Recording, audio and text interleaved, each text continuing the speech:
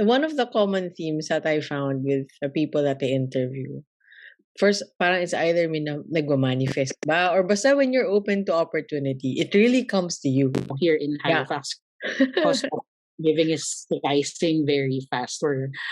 I think we're the top Canadian city in terms of rising cost of living. You have the amenities and the conveniences of city life, but you have that sense of community and the quiet neighborhood of rural living. Halifax is among one of the hottest cities in Canada in terms of like immigration, in terms of like jobs creation and construction.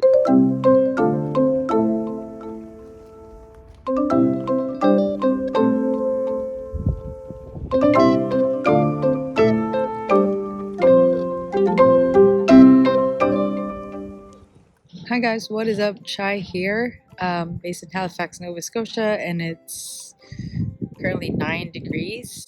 Just want to show you again one of my favorite places in Halifax. This is the Northwest Arm, where I used to go rowing, and I can't wait for the warmer days so I can try and hop into the water. So I finally made it. This is going to be the final installment of my interview with my friend Angel. Angel moved to Canada through the Express Entry program.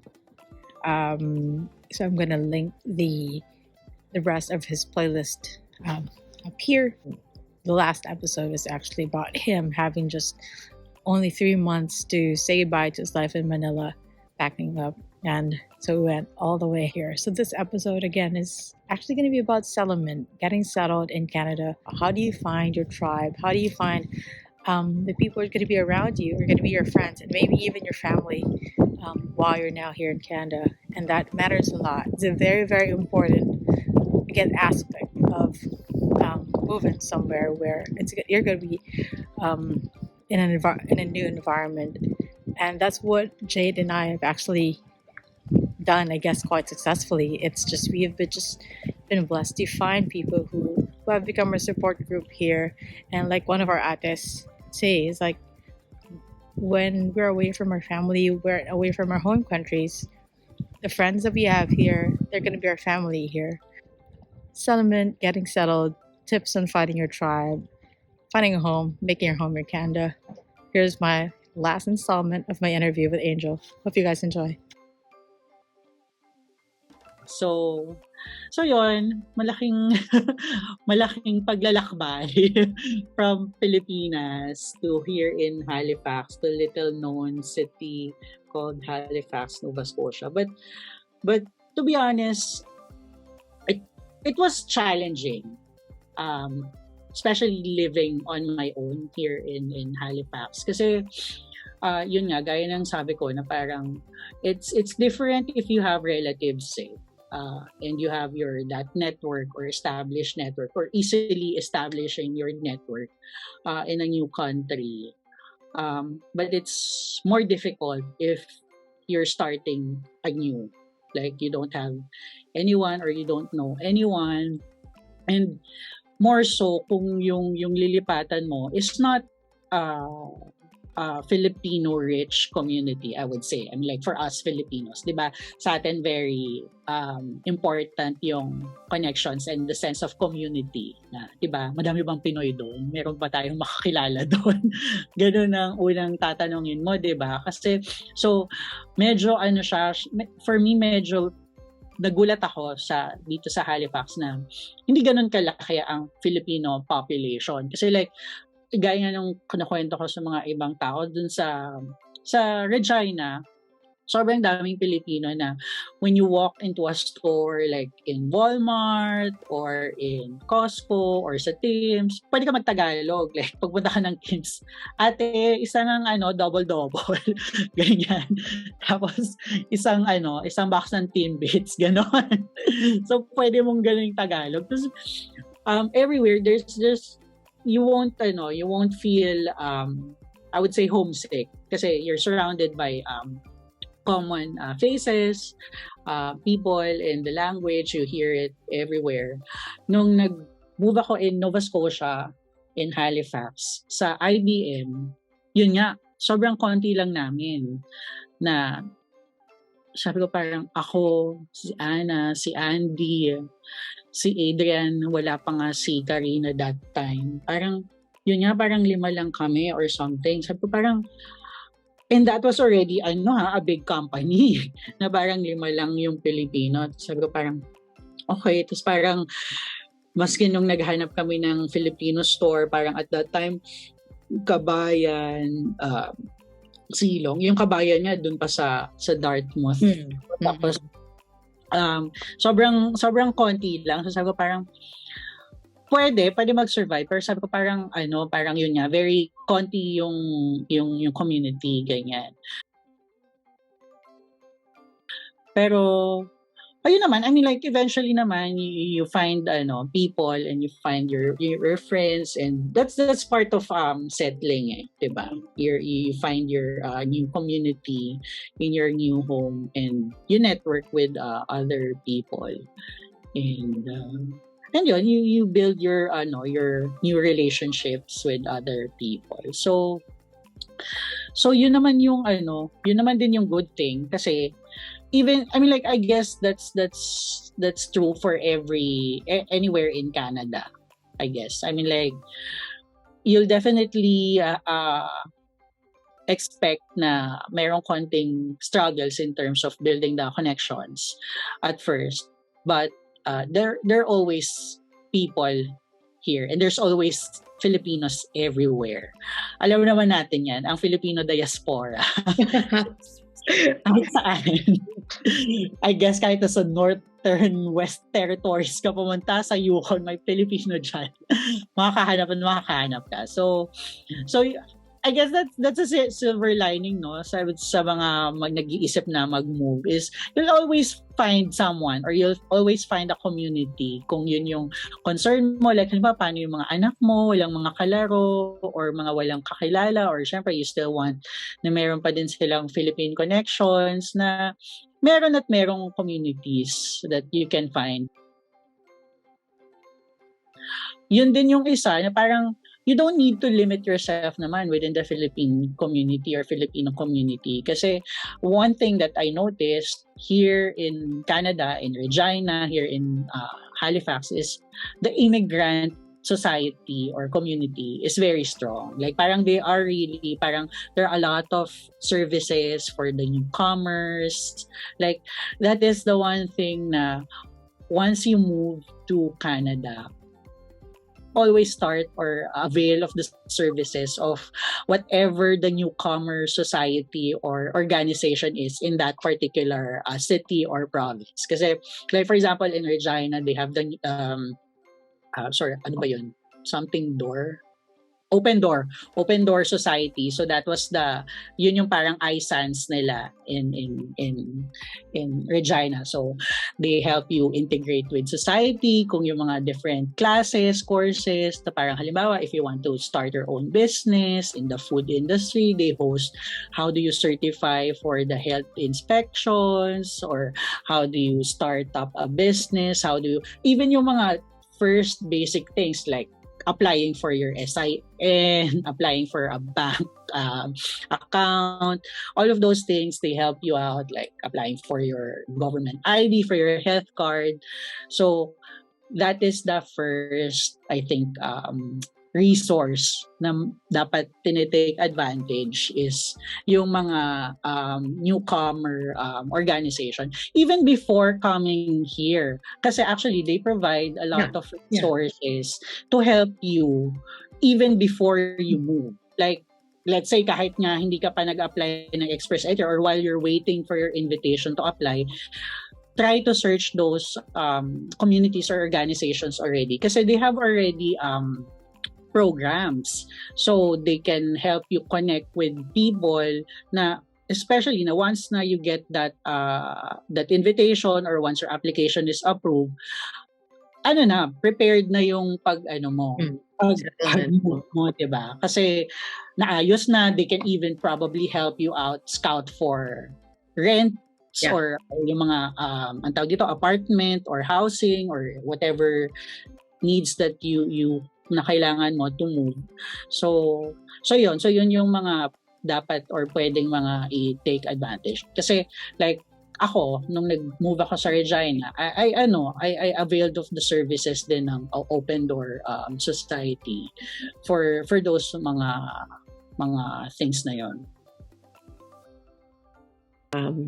You didn't really spend so much time pala, no? Nung nag-Regina ka, akala ko you spent a little while. But it would make sense na punta ka agad ng Halifax because the opportunity was there. Oo, hindi. Basically, nagbakasyon lang ako ulit sa... One of the common themes that I found with the people that I interview, first, parang it's either nagmamanifest ba, or basta when you're open to opportunity, it really comes to you. And it comes to you in like, halimbawa, in your case na ITA the next day, tapos the job, exactly the job that you want, only like in another city na hindi pa talaga natin alam kung nasan yung lugar na to. Pero pagka parang gano'n, nag-a-align lang talaga siya na ano. Oo, kasi sabi ko kay Kuya, nung time na yun talagang sabi ko, resigned na ako na I won't get, parang okay, nung time na yun sabi ko, 8 years of experience down the drain or 7 years of experience down the drain. Tapos sabi ko parang, tapos biglang merong ganyang opportunity. Tapos sabi ko parang, oh my God, it's exactly like, sabi ka nung recruiter, you're exactly the person that we're looking for. Oh, I feel the same. You're exactly the employer that I'm looking for and exactly the job that I'm looking for. So the feeling is very mutual. Okay. So, na-mention mo din. So, well, Regina, when you went to Regina, the mall siguro is not really very big.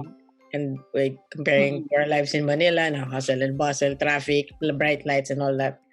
And then you moved to Halifax, which is an equally like smaller economy compared to all the economies that we know na alam natin off the bat.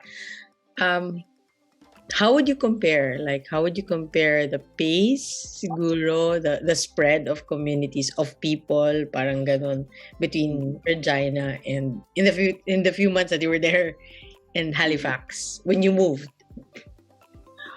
Halifax is way, way better. Sabi mo nga yung sa mall, di ba? Na parang, nung pagtapa ko pa lang sa mall dito, first thing siguro, no, may IKEA.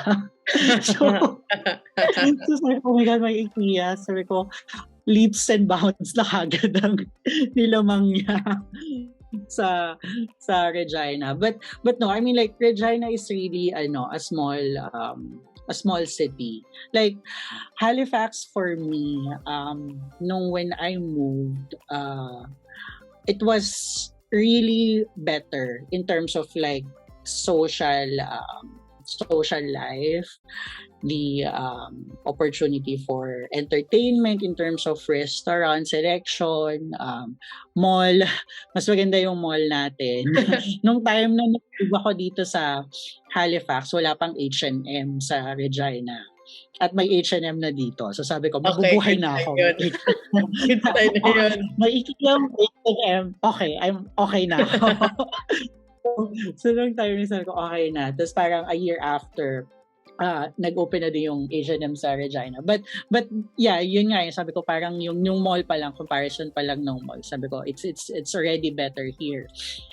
Pero ang ano ko talaga in terms of pace of life, I would say mas slower ang pace of life in Regina, definitely. Sabi ko nga kay Kuya na for someone who has siguro or building a family, it's really nice place. Regina is a nice place to settle down and to build a family kasi una, the cost of living is cheaper. Their taxes are way cheaper. Tapos yung ang tawag dito, provincial tax nila is it's only 11% for the goods and services. Dito in Halifax we have 15% HST, right? So sa kanila 5 plus 6. So 5 federal tapos 6 na provincial. So 11 total. And yung brackets nila for income taxes is mas essentially lower yung income tax nila. So yung yung cost of living, it's cheaper. Nung una sabi sa akin parang kasi when I got the offer from IBM, it turns out yung mom ng sister-in-law ko, si Kim, she knows someone who lives here. I mean, like, they don't live here, but their children are studying here in Dal. Tapos they have a condo here. So they come here often. So yun yung sinasabi sa akin. So sila yung parang naging first contact ko about, okay, so what's in Halifax, what's the type of life is in Halifax, way cost of living and all ganyan sa yung mga places. So sila yung nagbigay sa akin ng parang first insight. Tapos yun nga sabi nila, the tax and the cost of goods. Tapos sabi ko parang una, parang 15% versus 11%. Ano ba naman yung 4% na parang, di ba, in $100 for ano ba yung $4? Parang, at kapag hanggat hindi mo pa siya na-experience or nako-compare, it's very little. Pero now that I'm living here, I've been living here for 4 years, those small things add up. And it definitely is a big amount. I mean, total that in a year, that's a big amount. And you really notice it. Kasi, like, halimbawa ako, I visit back in Regina. Alam mo yun, kapag regular na sa grocery ka, alam mo, cost ng itlog, cost ng milk, you will notice eh. Kasi yung mga ganong bagay, once you really live on your own and you buy your own stuff, you buy your own food, di ba? Na parang dati hindi mo naman siya iniisip na parang hindi ka naman brand conscious. Pero yun, once you start living on your own, you will see those things. So, yung 4% na yun, it's a big thing na kung isipin mo ngayon na parang, maliit lang yung 4% kasi syempre pag titingnan natin, di ba, halimbawa mag-sale, 4% sale, ano ba yun? Di ba, hanggang hindi 20% sale, hindi mo naman sasabihin na malaking bagay yun. Pero in terms of the costing and cost of goods, malaki siya. So yun. So that's one of the, I guess, differences. Tapos, in terms of in terms of the pace of life na parang yung establishments there, it closes early. Like halimbawa, I just went there this February until March. There was a time na parang nag-dinner kami tapos parang gusto namin mag-dessert mga 8 p.m. Wala na kaming mapuntahan. We ended up in Tim's at 8 p.m. Kasi that's the only thing that's open. Sabi ko, oh my God. Kung sa Halifax tayo, parang meron, I can think of a number of few places that we can go to. Na at least walang until 10, until 11, na parang, alam mo yun, na parang, so that's really, I mean like, fine, sige, siguro it affected na COVID, pero at that time, it was starting to open up naman na during time. So, it really is, much limited in terms of, yun nga, yung choices ng restaurants, ng going out, eating out, and places to do. Like sa atin, we have a lot of things that we can do here, 'di ba? Na parang kasi unang-una we're a sea, we're a coastal community, 'di ba? We're an island surrounded by the sea. Sabi nga nila, 'di ba? In Halifax, you're never 30 minutes away from the ocean, which is true. You drive anywhere in any direction for 30 minutes, you're gonna reach a coast or a beach or somewhere, a land of a body of water. So sa Regina, the only big like water that they have there is yung pinaka Wascana Lake nila, and wala silang mga beach or whatever. So in terms of like outdoor activities, and the prairies is very flat. So you don't have like hiking trails or mountain trails or those things. So walang mga ganong opportunities. You have to drive out to either to like mga 3 hours or 2 hours away to just like go to a camping site or anything. Basically, you drive either direction. Either go to the Winnipeg side or go to the Alberta side for those types of things. And yun yung advantage here in Halifax. Tapos obviously we have the waterfront, diba? Yeah. Like that is, I think, one of the single best thing that we have downtown. Is the downtown itself, the core downtown, and the waterfront. Kasi the Halifax waterfront is, I think, if it's not the longest, it's the second longest waterfront in North America or maybe the world. Kasi, di ba, for yung end-to-end ng natin, ng waterfront natin is, I think, almost 2 kilometers ba yun? So it's really, we really have a lot of things to do. And regardless of the weather, kasi like 4 seasons you have things to do. You have ski slopes. During the winter, you can do snowshoeing. You have your trails, your mountain trails for whatever. And yun nga, sa Regina, very limited yung activities mo. And yung community is smaller in terms of, like, I think the population. I think I'm not sure the population, pero I feel like mas madami pa din here in Halifax and HRM versus in Regina. Pero yun nga, I mean, like, if you're settling there for your family, I think it's better. Kasi yung cost of living, yung cost of housing, cheaper, especially if you have a lot of kids or a bigger family. You can have or make do with more, or at least you can do more with your income as a family there, versus, for example, here, especially now here in Halifax, cost of living is rising very fast. I think we're the top Canadian city in terms of rising cost of living. I mean, like, if I'm not a single person moving or living on my own, maybe I would have considered staying in Regina, building my own family, starting out my family, kasi I can afford to buy a house there. I can't afford to buy a house here.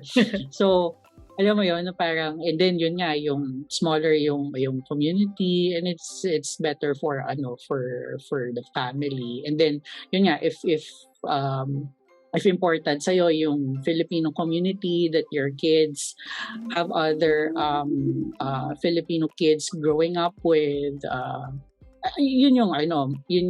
that's what they can offer there. Pero yun, for me, parang since I gave up my social life, my friends in the Philippines, I think I need something more than what Regina can offer. So I think yun nga so blessing in disguise din yung opportunity na naka-move ako here in Halifax, kasi I really am thankful of the lifestyle that Halifax, Nova Scotia can provide. Kasi sabi ko nga, when I initially moved here, syempre yung first year is getting to know the community, getting to know the area, getting to know the city.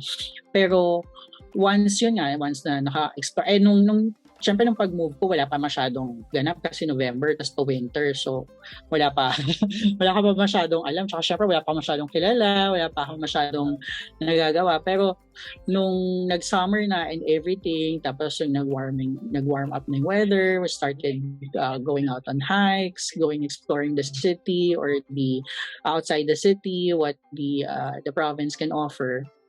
You really get to appreciate na you have a lot of things that you can do here in Halifax. And yun nga yung perfect description or definition nila, diba? Na parang you have the city feel, but also a small town feel.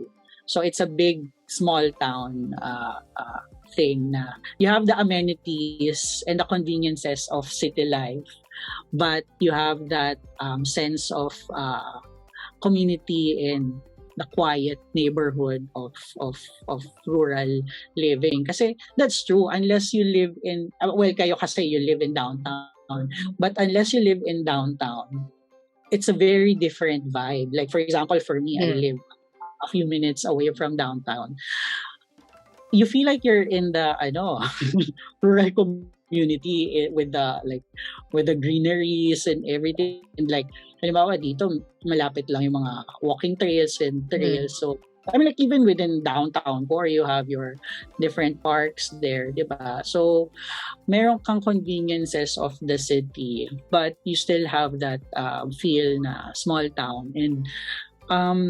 And I think one thing na na-notice ko is, nung nag-move ako sa Regina, I was really impressed by how respectful or yung kindness or yung ang babait ng tao. Well, that's what they say naman kasi about Canadians in general, di ba?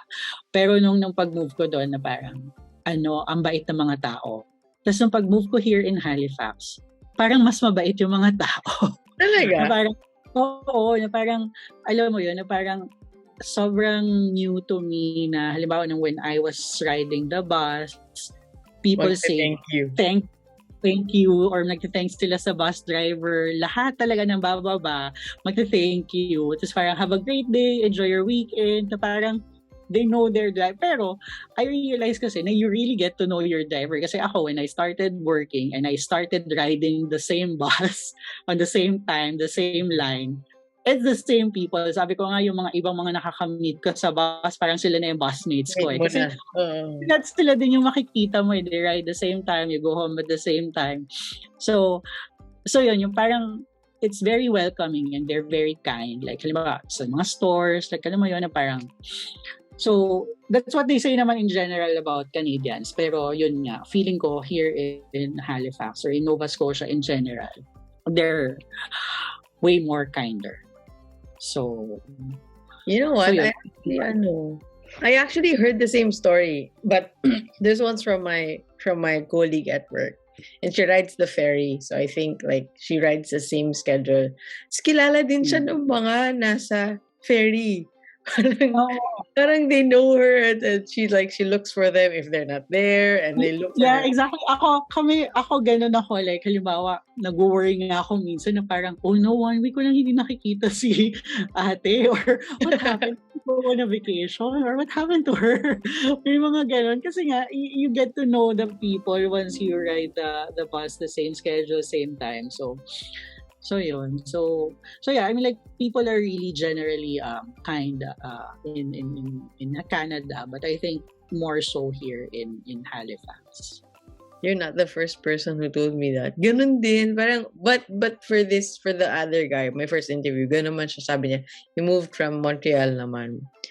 So, medyo sa kanya, big city to small city. Tapos nagulat siya na nag-thank you talaga. And I thought it was really, well, I haven't taken the bus anywhere else in Canada. So, baka experiment na lang mag-thank you ako pag bumaba ako. Pero dito parang, yeah, that's true. Everybody does say thank you to the bus driver. And it's more weird for me now when somebody gets off the bus and not say thank you. Parang, ano kayang nangyari sa kanya? Ba't di siya nag-thank you nung bumaba siya ng ano?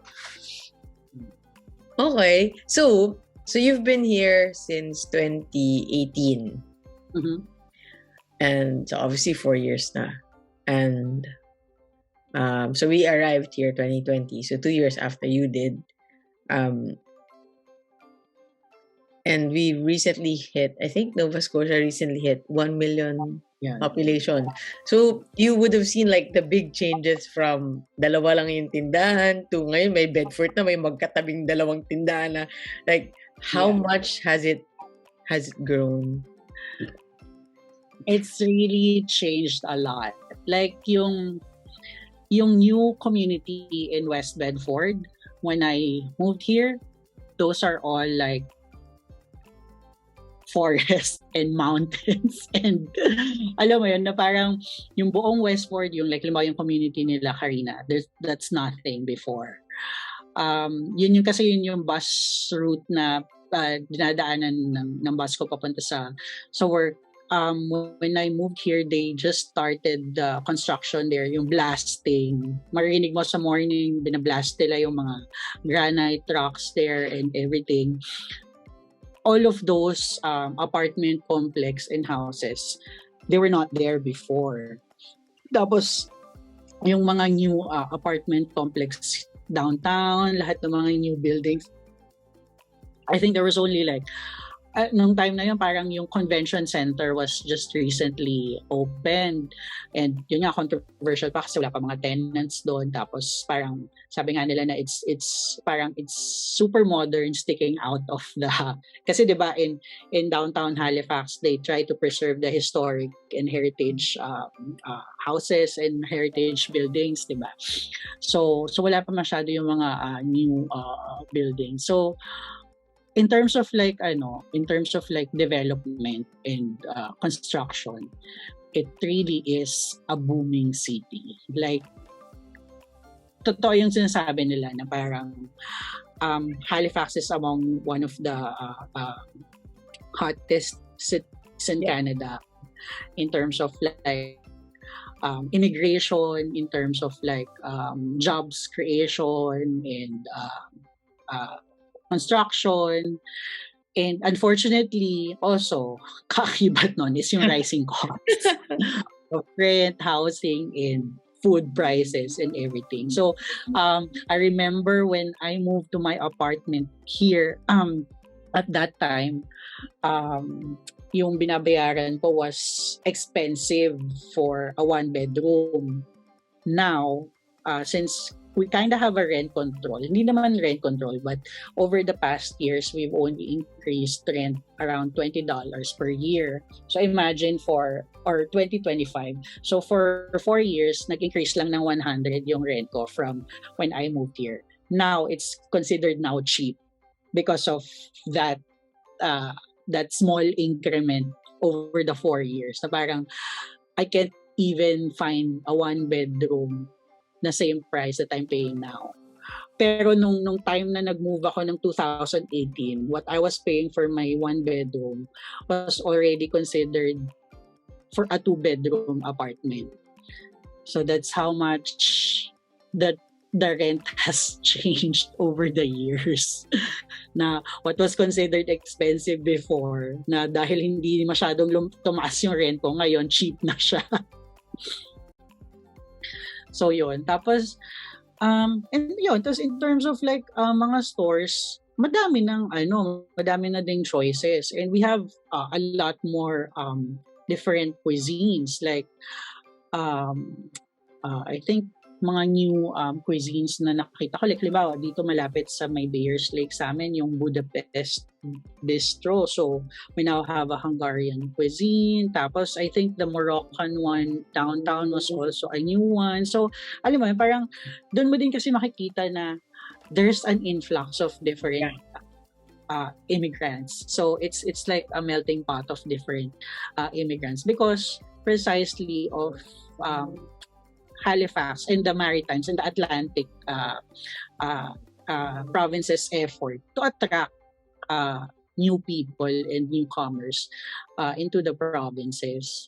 So it's very reflective of the mix of people and mix of establishments that we have here. Like, we have a lot of different festivals here. Like, this week nga lang, di ba, we have the Asian Food Festival.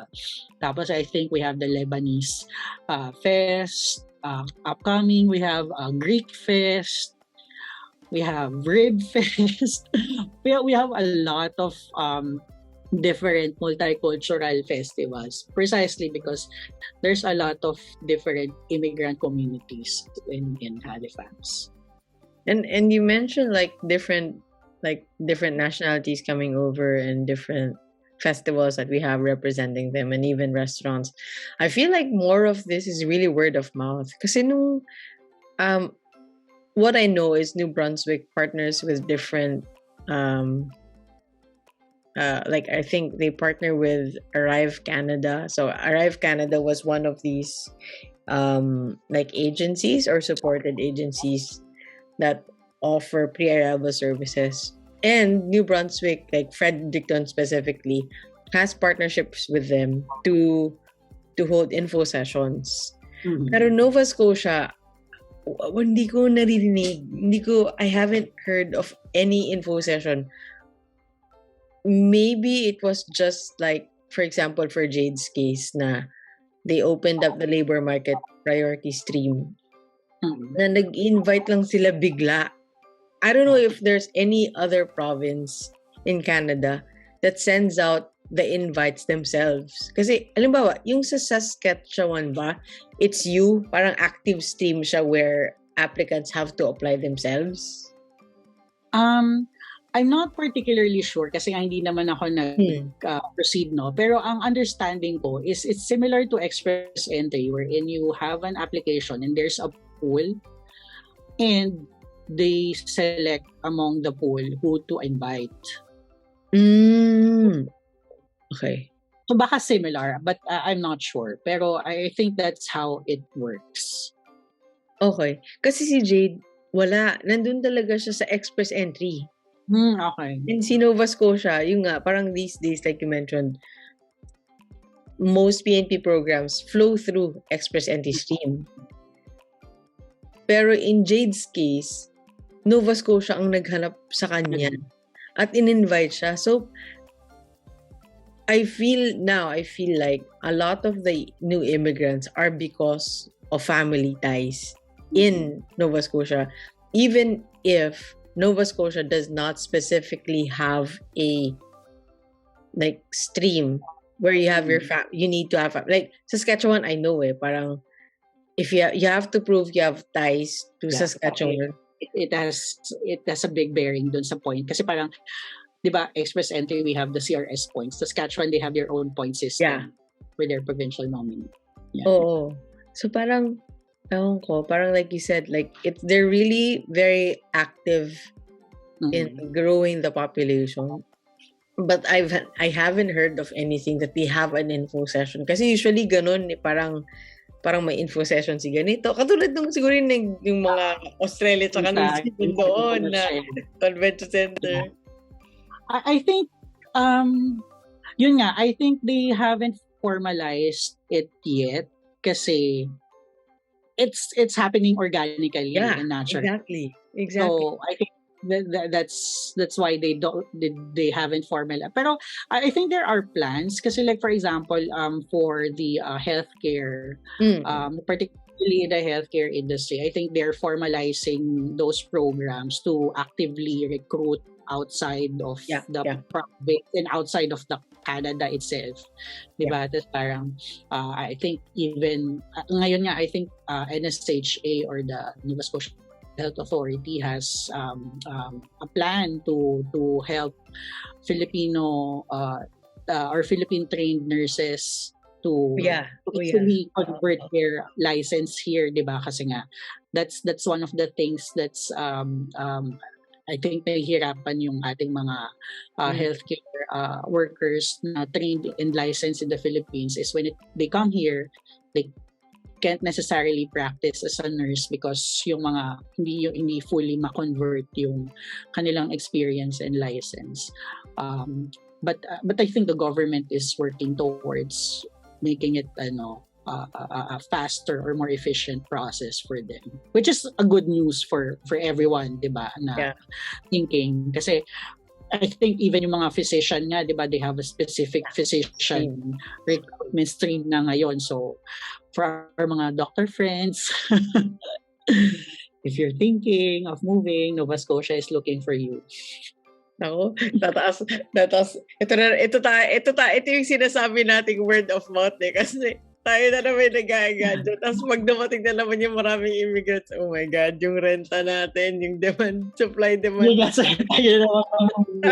akin. No, I guess parang yun